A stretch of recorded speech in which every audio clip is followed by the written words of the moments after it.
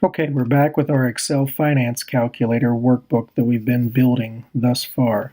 What I'd like to do is introduce you into macros. And to do macros, you're going to have to make sure that you have saved this document as a macro-enabled workbook. So if we go to File, Save As, you'll see it's macro-enabled workbook is the file type that we've been saving to thus far. So if you have not saved it as that file type, please do a File Save As at this moment and make sure that you select that specific file type. No other file type will work. It has to be the Excel macro-enabled workbook, not the regular Excel workbook. Okay, but in our case, we're already there. So the way we're going to start with this is we'll have to insert a shape that we will later use as a button to click to start the macro. So if you scroll down under the basic shapes, you'll see this bevel button right here. We're going to go ahead and click on that one time, and let's come out to about K3, and we're going to click and drag, and you'll see the bevel starting to appear here for whatever dimensions we give it. And I think that a size about this big should be what we need in this instance. It's about 2 columns wide, and it's about 2 rows tall. Okay, so we let up, and what we want to do is right-click on this, and we're going to go down and we're going to click Edit Text. And what I'd like to do is introduce you with a reset macro that will eventually reset all of the information, all the variables that we have taken our time and put in so far. So this will allow us to run several different scenarios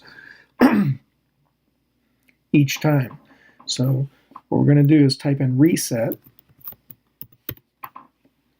and let's double click the word reset, come back to home, and let's increase the font size. And as you see, as we slide up and down above these and just hovering over them, you can see our text size changing in real time to the right. So 24 looks about right. Let's select that. Now let's click off of the text to select the entire text box. And I'd like to get that changed to a red font to make this button stand out, so we will make sure that we intend to click the reset button when we do. So under the standard colors, I like this color red right here. So we're going to left click that. Now we need to center the text, and we need to both horizontally and vertically. The way to do that is right here, the middle alignment for vertical and horizontal. Okay, now we've created our reset button, but if we click on it, nothing happens. It just highlights the text box that we already knew we had. So what we can do is, if we right-click on the text box, scroll down to Assign Macro, click that, we can now begin to record our new macro. So what we're going to do is rename this as Reset, and let's click the Record button. And what this is going to do is reset the old information in the entry cells.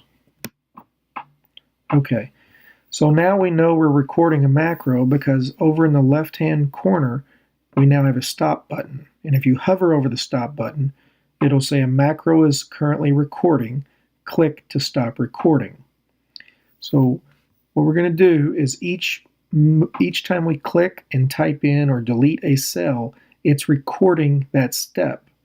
So let's select the loan amount, and let's make this loan amount equal to $0. The number of months, let's make that equal to 0 months. The interest rate, let's make it equal to 0% interest. The home value, let's make equal to $0. The electric bill, let's come down and click on the electric bill, and again we'll put in 0, enter. Water bill, 0, enter. Cable bill, 0, enter, and so forth. Careful to skip over the property tax. And we'll come down to C19, press 0 again, again, again. We'll come up to the car payment calculator. We'll put in 0,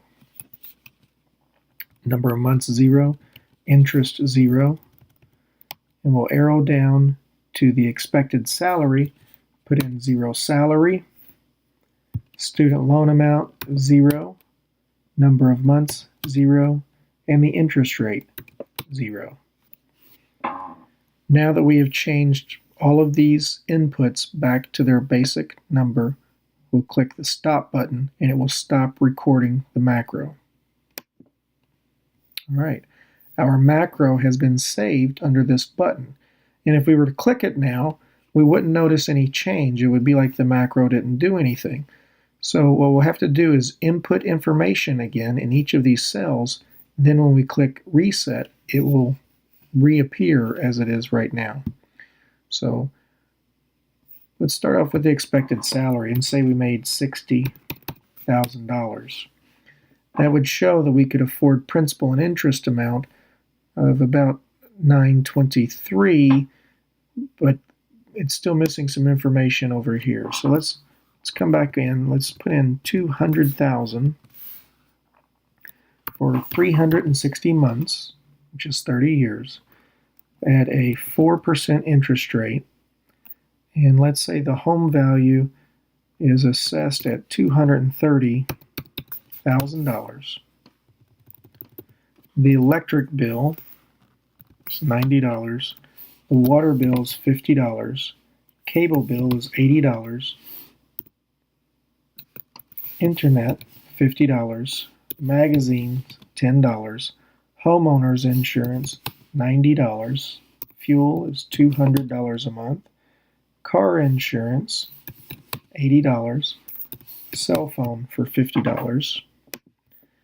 The car payment calculator, let's say we get a $20,000 car and we finance that for 60 months at 3% interest.